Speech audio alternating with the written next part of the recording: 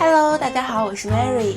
糖醋排骨是大家非常喜欢的一道菜，但是做的时候经常遇到一些问题，例如说糖醋比例不对，排骨又硬又柴，炒糖色发黑发苦。如果你也有这些困扰，那就一起来看看吧。Hi everyone, welcome to Mary's Kitchen.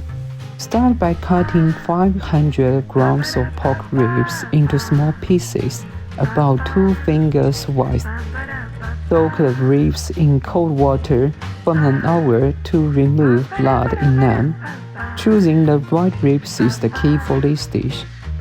Ideally, use front ribs, located near the front legs, as they are the most tender parts.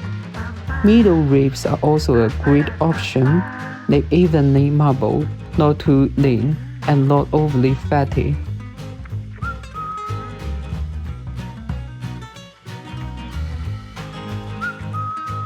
I placed some of the spices in a small tea bag for easy remove later, keeping the final dish neat. I should have added the dried chili peppers to the bag as well. Lesson learned.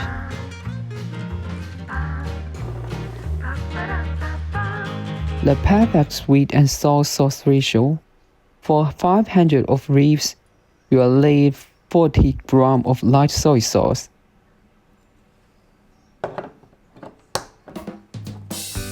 60 grams of rock sugar, and 80 grams of vinegar.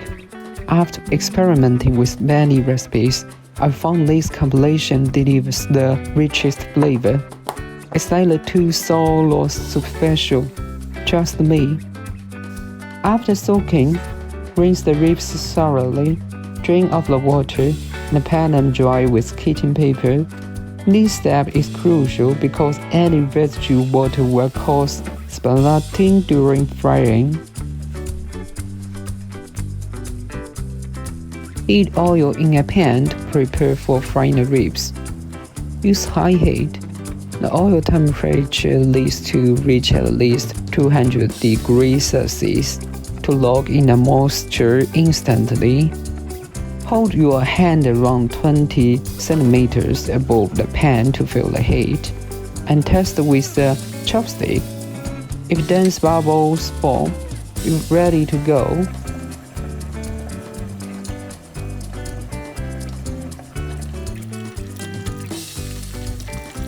Fry the ribs in a batches. If needed to maintain the oil temperature, use chopsticks to turn the ribs occasionally for even cooking. Fry until each turns slightly golden and crispy. Then remove them from the oil. Compared to boiling, frying helps the ribs to retain moisture and adds an extra layer of flavors through the mini-nut reaction.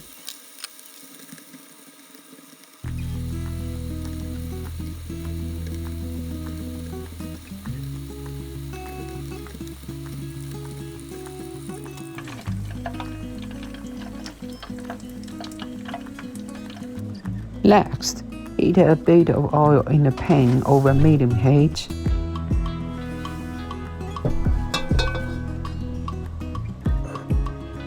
Add the dried chili peppers, scallion white, ginger, and garlic, and stir fry until aromatic.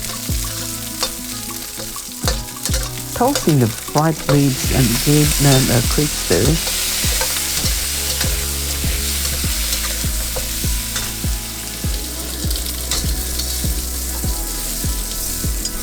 And add hot water to just cover the ribs.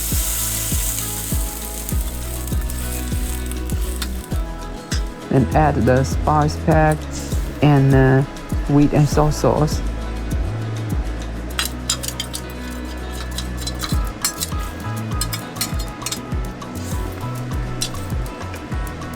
Bring everything to a boil over high heat. The spices add depth and complexity to the dish beyond just the sweet and sour notes. Skim off any foam after boiling for about 2 minutes. Cover the pan and let it simmer over medium heat for 20 minutes.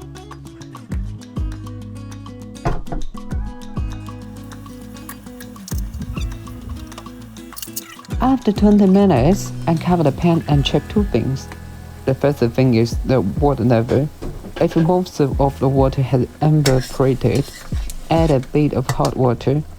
If there is still plenty of liquid, leave the lid off to let it reduce faster. The second thing is the flavor. Taste the sauce. If the vidi isn't prominent enough, you can add another 2 spoons. However, with this ratio, adjustments shouldn't be necessary.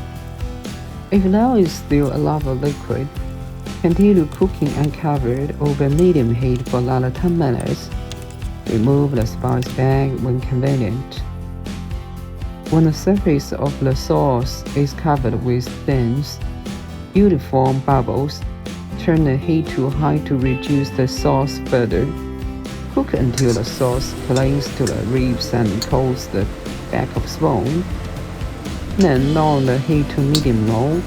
Be cautious, overheating can burn the soup and make the dish bitter. Finally, sprinkle some sesame seeds over the rib. Stir gently to coat and remove from heat. This sweet and sour ribs recipe is my tried-and-true favorite after countless experiments. Frying locks in the moisture, allowing the ribs to fully absorb the rich sauce, resulting in tender, flavorful meat with a sweet and tangy glaze. Even the bones taste amazing. I hope this simple yet delicious method works for you too.